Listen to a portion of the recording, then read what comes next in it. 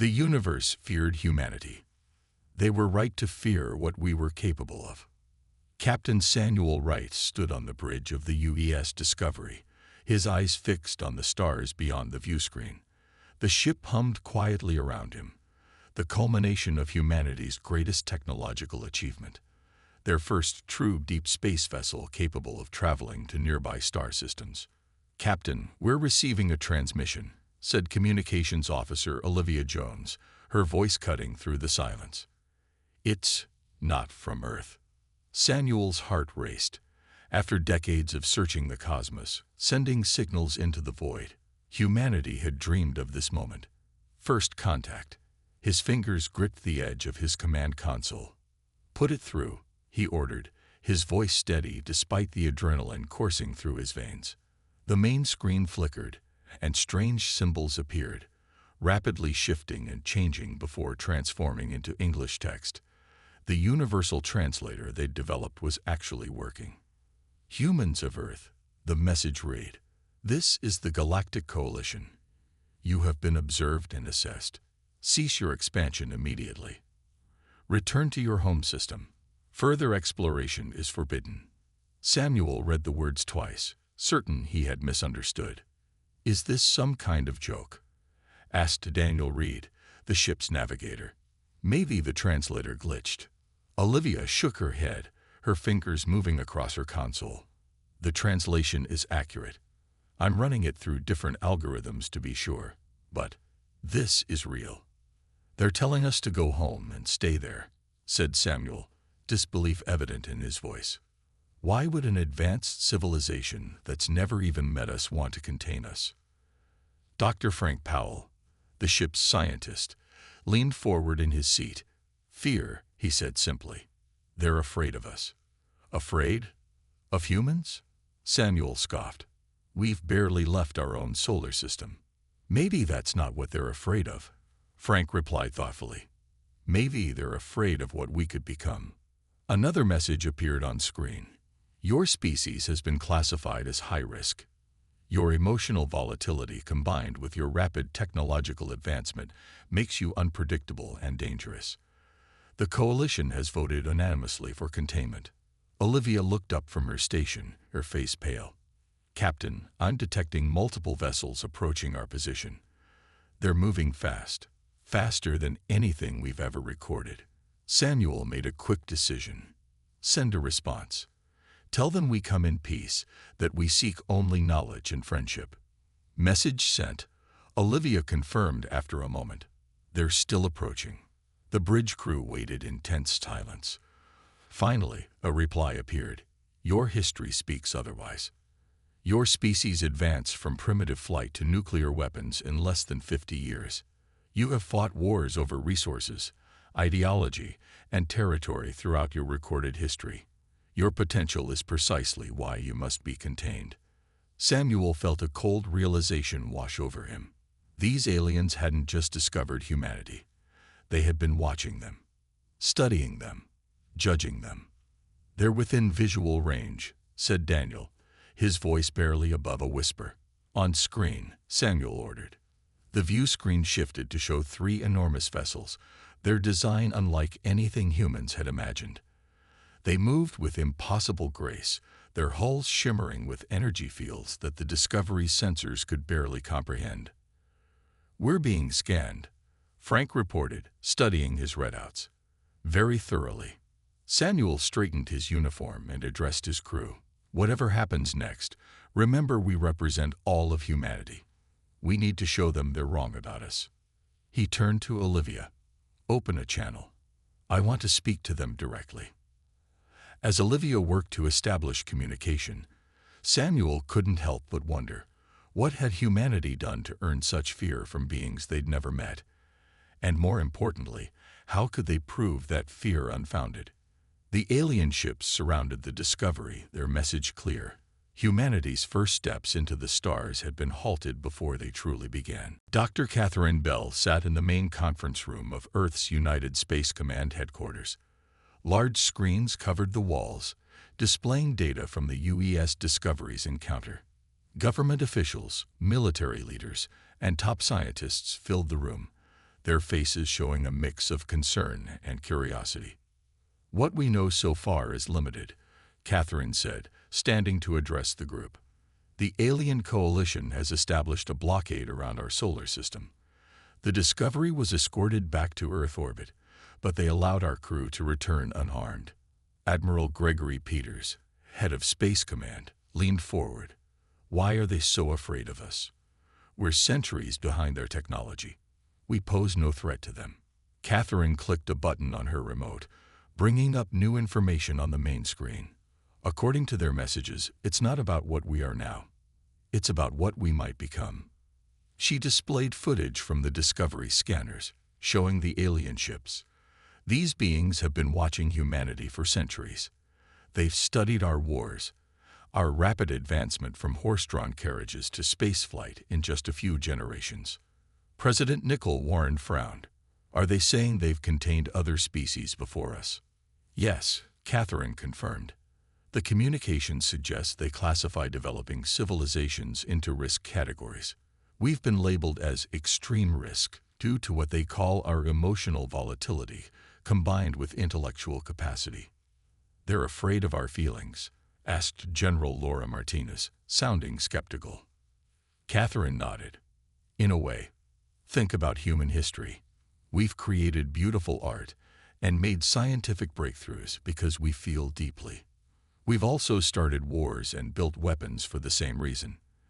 The aliens seem to believe that our ability to feel so intensely makes our technological advancement particularly dangerous." Samuel Wright, who had been sitting quietly, finally spoke up. "When they scanned our ship, they spent a lot of time analyzing our entertainment files. Our music, our stories, our art. They seemed fascinated by it." "That makes sense," Catherine said. "They're trying to understand how we think. Our fiction reveals our hopes and fears, our capacity for both violence and compassion." "So what do we do now?" President Warren asked, looking around the room. "They have us surrounded with technology we can't match." Robert Hayes, the Secretary of Defense, cleared his throat. "We could attempt to militarize space, develop weapons." "That would only confirm their fears," Catherine interrupted. "If we respond with aggression, we prove them right." Olivia Jones, who had been brought back from the Discovery as a communications expert, raised her hand. "During our encounter, I detected something interesting about their ships. They communicate constantly with each other, in perfect harmony. But when we did something unexpected, there was a delay in their response, as if they needed time to reach consensus." Samuel nodded in agreement. "Their ships moved in perfect formation, but they seemed to struggle with improvisation." Catherine's eyes lit up with understanding. "They fear our unpredictability because they lack it themselves. Their civilization might value order and consensus above all else. So our greatest weakness might actually be our strength," President Warren mused. "Exactly," Catherine said. "They see our emotional nature as dangerous. But our emotions also drive our creativity, our adaptability, our ability to think outside established patterns." The room fell silent as everyone considered the implications. "We need to show them who we really are," Samuel said finally. "Not just our capacity for war, but our capacity for peace, for art, for compassion." Catherine smiled slightly. "They've been watching us from a distance. Maybe it's time they got to know us up close." President Warren stood up. "Dr. Bell, I want you to head a new diplomatic initiative. Your background in psychology and xenolinguistics makes you ideal for the role. Your mission: help these aliens understand humanity. All of it, the good and the bad."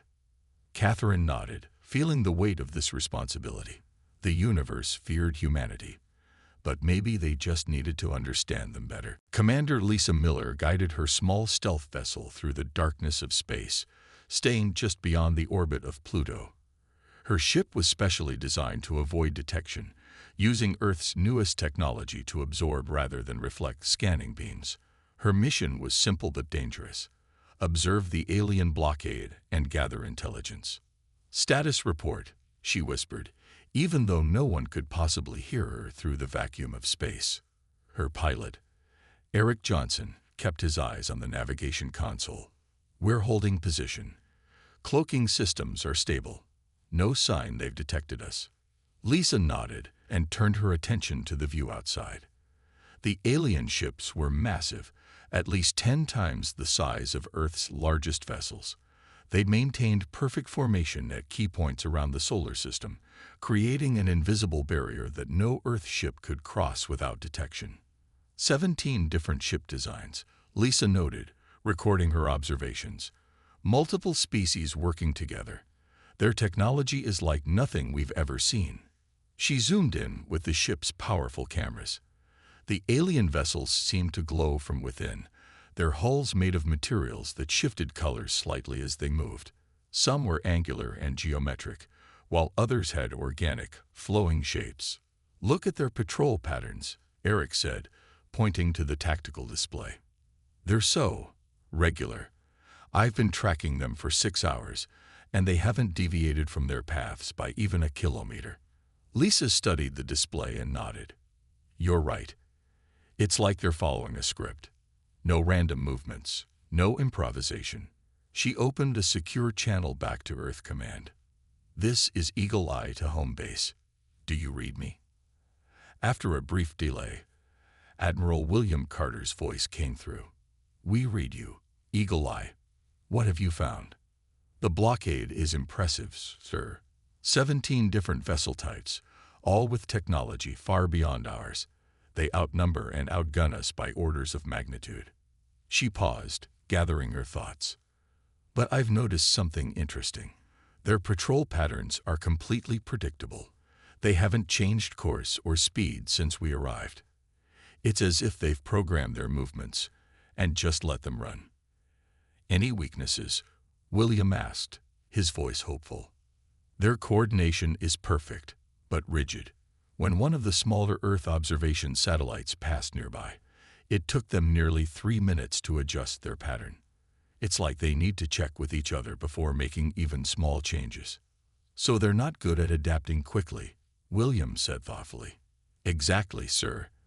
They're efficient, but not flexible.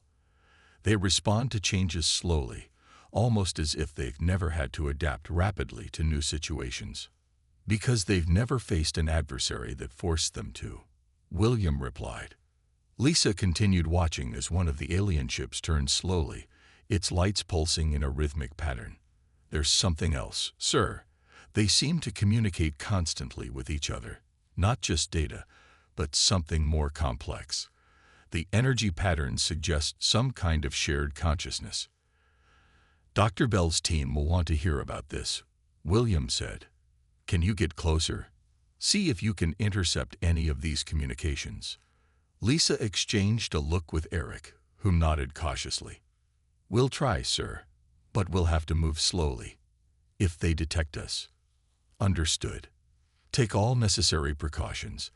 This information could be crucial." Lisa ended the transmission and turned to her small crew. "Ryan, prep the communication array. We need to capture their signals without them noticing our scans. Patricia, keep monitoring their energy signatures. I want to know the second anything changes." As the team began working, Lisa stared out at the alien blockade. These beings had the power to confine humanity to their home system indefinitely. They had judged Earth as too dangerous to join the galactic community. But they had made one critical mistake. They had underestimated human ingenuity and determination. And as Lisa watched their rigid, predictable movements, she realized that perhaps the very qualities the aliens feared in humans, their adaptability, their creativity, their willingness to take risks, might be exactly what would save them. Elizabeth Morgan straightened her formal diplomatic uniform as she approached the alien embassy on the moon. 6 months had passed since first contact, and after endless negotiations, the Galactic Coalition had finally agreed to establish a diplomatic outpost on lunar soil. It was the first small victory for humanity, a chance to speak face-to-face with those who had judged them. 2 human guards escorted Elizabeth through the airlock. The interior of the embassy was unlike any human architecture. The walls curved in impossible ways, and soft lights seemed to come from nowhere and everywhere at once. The air felt different too, richer somehow, with scents she couldn't identify. "Ambassador Morgan," announced a human liaison. "The Ardani representatives will see you now." Elizabeth nodded and stepped forward into the main chamber. 3 tall beings awaited her. The Ardani were crystalline in appearance, with translucent bodies that reflected light in rainbow patterns. They stood nearly 8 feet tall, with no visible mouths. Instead, their thoughts seemed to form directly in Elizabeth's mind when they wished to communicate. "Earth representative," came the melodious thought voice of the lead Ardani, of Zolven. "You have requested this meeting. We will hear you." Elizabeth had been chosen for this role carefully. As a former peace negotiator in Earth's most troubled regions, she had a gift for finding common ground between opposing sides. Now she faced her greatest challenge. "Thank you for agreeing to speak with me," she began. "I come seeking understanding. Your coalition has judged humanity as dangerous, but you've only observed us from a distance. You haven't truly known us." The 3 Ardeni remained motionless, their crystalline forms shimmering slightly. "We have observed your species for 7 of your centuries," Solven responded. "We have witnessed your wars, your destruction of your own environment, your rapid technological advancement. Our assessment is thorough." Elizabeth nodded. "You've seen our struggles, yes, but have you seen how we've overcome them? Have you seen our art, our music, our literature? Have you felt what it means to be human?" A second Ardani shifted slightly, light playing through its form. "Your art is a direct result of your emotional instability. The same capacity that creates beauty also creates destruction." "Yes," Elizabeth agreed, surprising the aliens with her candor. "We contain multitudes. We can be both gentle and fierce, creative and destructive. But over time, we have chosen to value peace over war, creation over destruction. Our history is the story of our growth." She stepped forward, pulling out a small device. "With your permission, I would like to share something with you." After a moment of silent communication between them, Solven nodded. Elizabeth activated the device, and soft music filled the chamber. A children's choir singing a song of hope. "These are our children," Elizabeth explained. "Our future. They sing about dreams of peace among the stars. Is this what you fear?" The Ardani listened silently. Elizabeth couldn't read their expressions, but she sensed a shift in the atmosphere. When the music ended, Solven spoke again. "Your species went from primitive flight to nuclear weapons in less than 50 years. No other known species has advanced so rapidly. This pattern suggests you will soon develop technologies that could threaten galactic stability." Elizabeth stood her ground. A species that survived its own destructive tendencies and unified its planet deserves the chance to prove itself. "Yes, we developed nuclear weapons, and then we created treaties to control them. We made mistakes, but we learned from them." She gestured to the lunar landscape visible through a transparent section of wall. "We reached our moon just 66 years after our first powered flight, not because we wished to conquer it, but because we needed to explore, to understand, to grow. That is who we are." Zolven was silent for a long moment. Then, "Your passion is evident, Ambassador Morgan, but passion without wisdom is precisely what concerns us." "Then give us the opportunity to show our wisdom," Elizabeth replied. "Judge us by our actions going forward, not just by our past." As she left the embassy that day, Elizabeth knew she hadn't changed their minds completely, but she had planted a seed of doubt in their certainty. And sometimes that was enough to begin. Jason Howard ran his fingers through his short brown hair as he studied the damaged coalition drone on the workbench. Earth forces had recovered it after it malfunctioned near Mars, giving humans their first close look at alien technology. As the leading expert in xenolinguistics and adaptive technology, Jason had been working on it for weeks in a secret underground facility. "I think I've got it," he said quietly to himself, connecting a final wire to his computer system. The door to his lab slid open, and Rebecca Lee walked in. As his second-in-command, she had been helping analyze the drone's communication systems. "Any progress?" she asked, looking over his shoulder at the complex web of alien circuits and human technology. Jason nodded, his eyes bright with excitement. "Their communication systems are unlike anything we've imagined. They don't just transmit data, they share consciousness. It's why the coalition ships move together so perfectly." Rebecca frowned slightly. "How does that help us?" "It explains why they're so slow to adapt," Jason explained. "When they need to make a decision, they must reach consensus among multiple minds. It makes them coordinated but rigid." He pointed to a small device he had created. "I think we can use this to our advantage. This transmitter can mimic their communication signatures just enough to fool their sensors. Not perfectly, but enough to register as one of their automated resource ships." Rebecca looked skeptical. "And you think that will get us past the blockade?" "It's our best shot," Jason replied. Commander Miller's reconnaissance showed that smaller maintenance vessels move through the blockade regularly. They don't get the same level of scrutiny as larger ships. He pulled up schematics on his screen. "That's why we've modified this mining vessel. Small enough to not draw attention, but large enough for our team." The plan had been in development for months. While Elizabeth Morgan continued diplomatic efforts, Earth's leaders had authorized this covert mission. If humanity couldn't persuade the coalition to lift the blockade, perhaps they could find another way. "When do we leave?" Rebecca asked. "Tomorrow night," Jason said. "The team has been selected, 6 of us, all with specialized skills." The next evening, Jason led his team to the hidden launch facility in the Atacama Desert. The modified mining vessel, renamed Pathfinder, waited for them, its dark hull designed to absorb rather than reflect light. "This mission is strictly exploratory," Jason reminded everyone as they prepared for launch. "We gather information and return. No unnecessary risks." Hours later, they approached the edge of the blockade. The massive coalition ships loomed ahead, their patrol patterns exactly as Commander Miller had reported. Jason activated his communication device, broadcasting the signature they had copied from the drone. "Moment of truth," he whispered, as the Pathfinder continued on its course. The bridge crew held their breath as they passed the first coalition vessel. It made no move to intercept them. The second ship scanned them briefly, but continued its patrol. "It's working," Rebecca said softly, barely daring to believe it. Jason nodded, his eyes fixed on the sensor readings. "Don't celebrate yet. We still have to pass the main defense line." The Pathfinder moved steadily forward, maintaining the appearance of a routine maintenance vessel.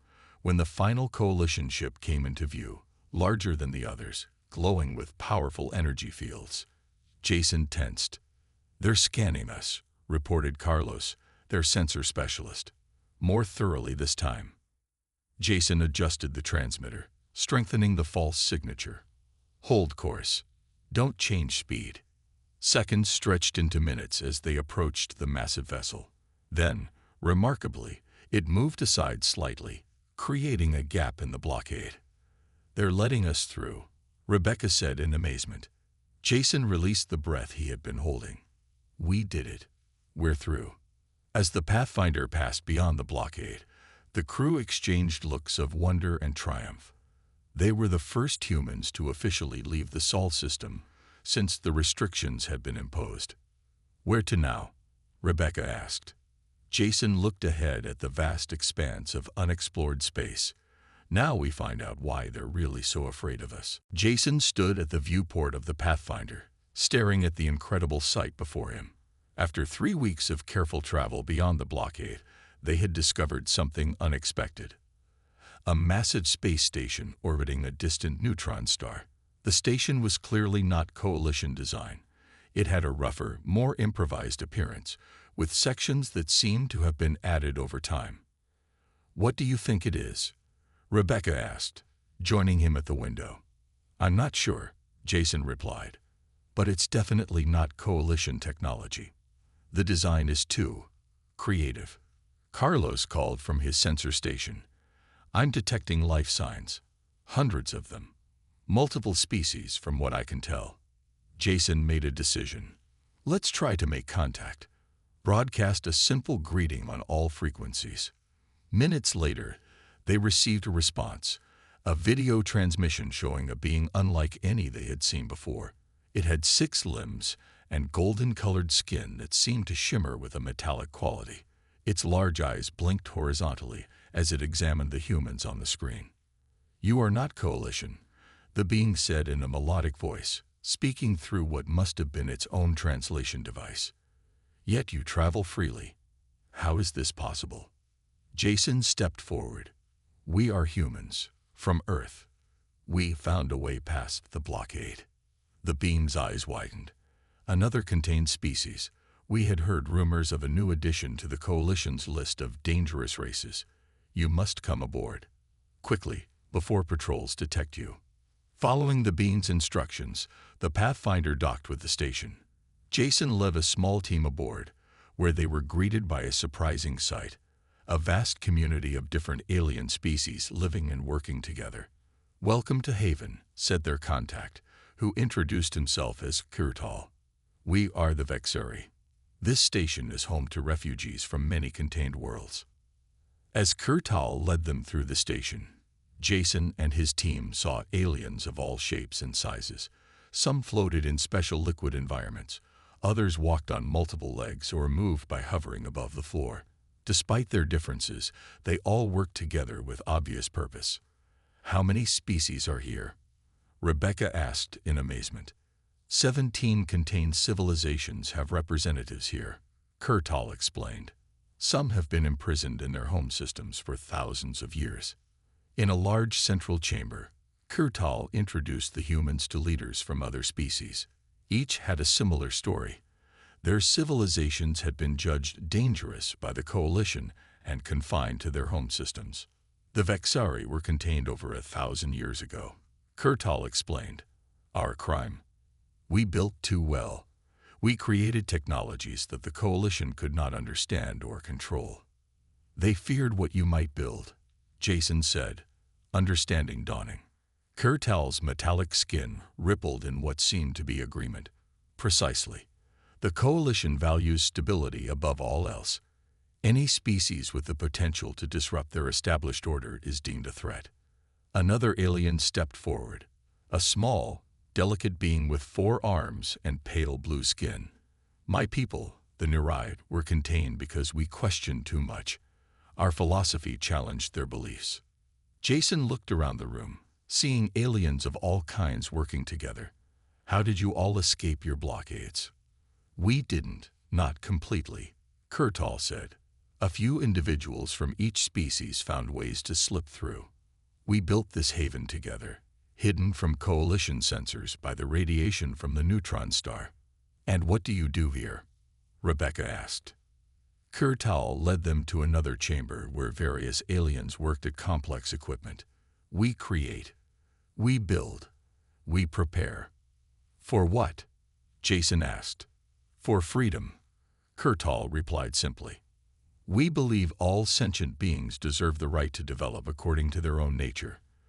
The Coalition's system of judgment and containment is wrong." Jason exchanged looks with his team. This changed everything. Humanity wasn't alone in its confinement. They were just the newest members of a club no one wanted to join. "And what would you build, if you could?" Rebecca asked Kurtal. The Vexari's eyes glowed brighter. "Wonders. Solutions. We don't seek conquest. We seek to create."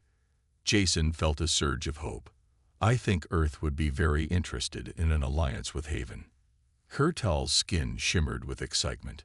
"Then perhaps the Coalition has made its greatest mistake yet, bringing us all together." Elizabeth Morgan received the encrypted message from Jason's team with a mixture of shock and hope. The discovery of Haven Station and the other contained species changed everything. For the past 3 months, she had continued diplomatic meetings with the Ardani, making small progress but facing constant resistance. Now she had information that could shift the balance of power. She spent a full day considering how to use this knowledge. Direct confrontation could backfire, but keeping it secret meant missing a critical opportunity. Finally, she requested a private meeting with Sol Ven. The Ardani representative agreed, and they met in a small chamber within the lunar embassy. Unlike the formal meeting hall, this room was designed for more intimate conversations, with comfortable seating and soft lighting. "Thank you for agreeing to meet privately," Elizabeth began, once they were alone. Zolven's crystalline form shimmered slightly. "Your request was unusual. What matter requires such secrecy?" Elizabeth took a deep breath. "I've learned something that changes our understanding of our situation. I believe you should know that we are aware of the other contained species." The Ardani remained perfectly still, but Elizabeth sensed a shift in the energy of the room. The temperature seemed to drop several degrees. "I don't understand your meaning," Sol Ven said finally, the thought voice more guarded than usual. "The Vexari, the Nurai, the Kelteri, the Smith," Elizabeth listed calmly. "All species deemed dangerous by the Coalition. All confined to their home systems, just like humanity."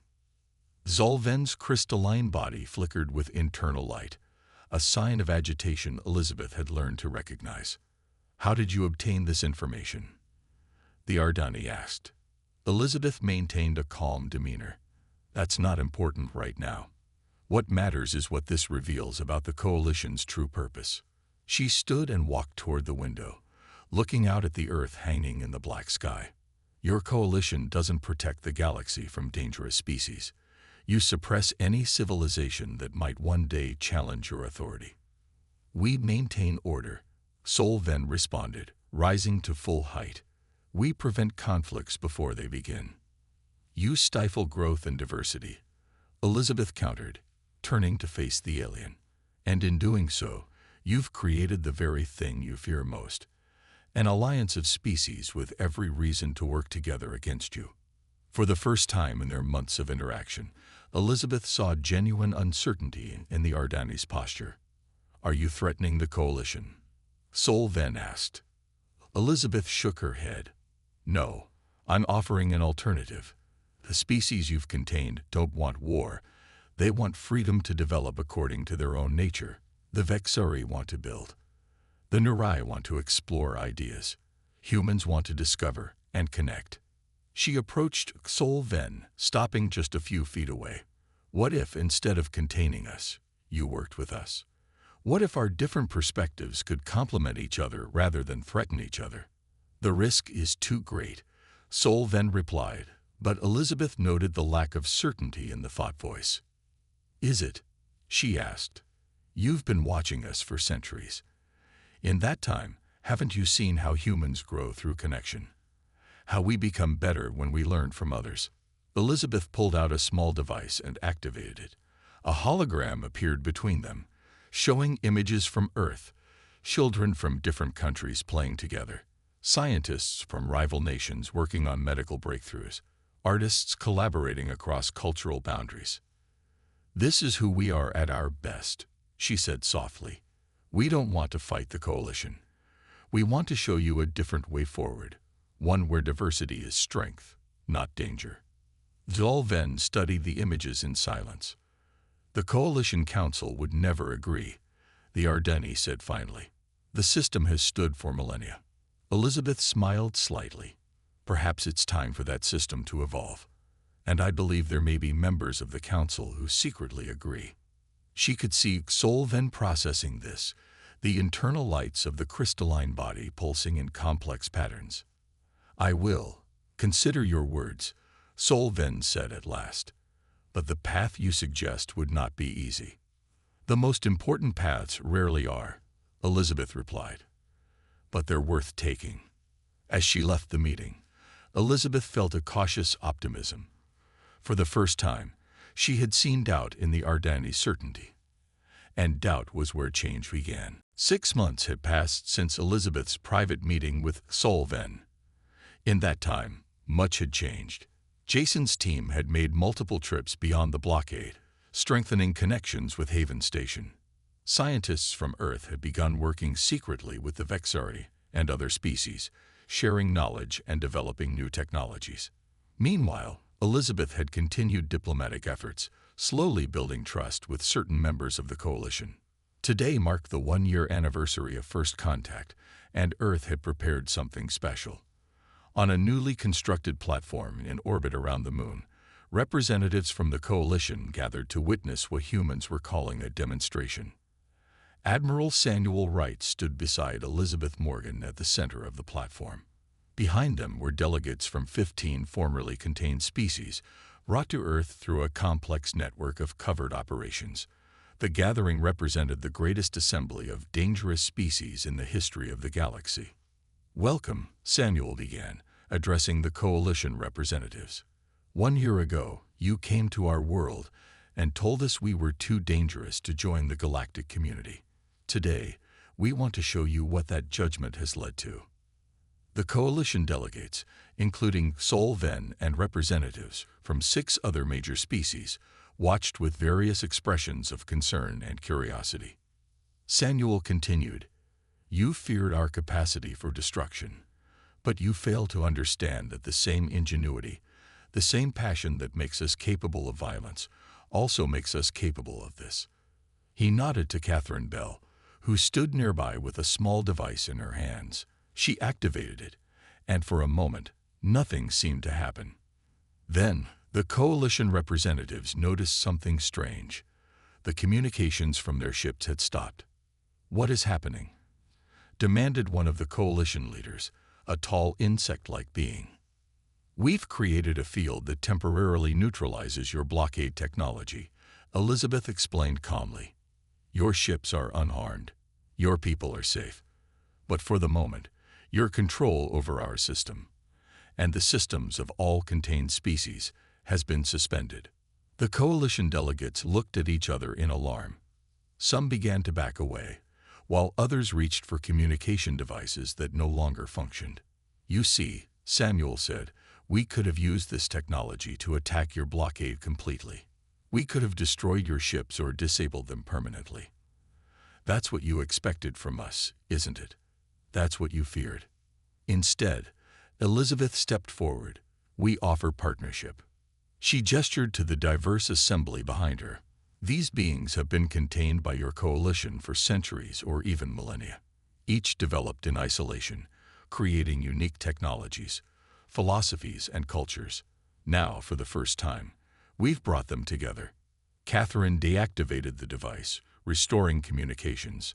The coalition ships immediately reported their status. All systems functioning normally, no damage detected. "We didn't bring these species together to form an alliance against you," Elizabeth continued. "We brought them together to show what's possible when different minds work in harmony rather than fear." Kurtal, the Vexari scientist, stepped forward. "The technology you just witnessed was not created by humans alone. It combines Vexari engineering, Mirai theoretical models, and human creative application. None of us could have developed it independently." Zolven moved forward from the coalition group. "You have violated numerous coalition laws. You have breached blockades, shared restricted technologies, and threatened our security systems." "No," Elizabeth replied firmly. "We've demonstrated that your approach to security is flawed. Control through fear and isolation doesn't create safety. It creates resentment and stagnation." She extended her hand toward Solven in a human gesture of peace.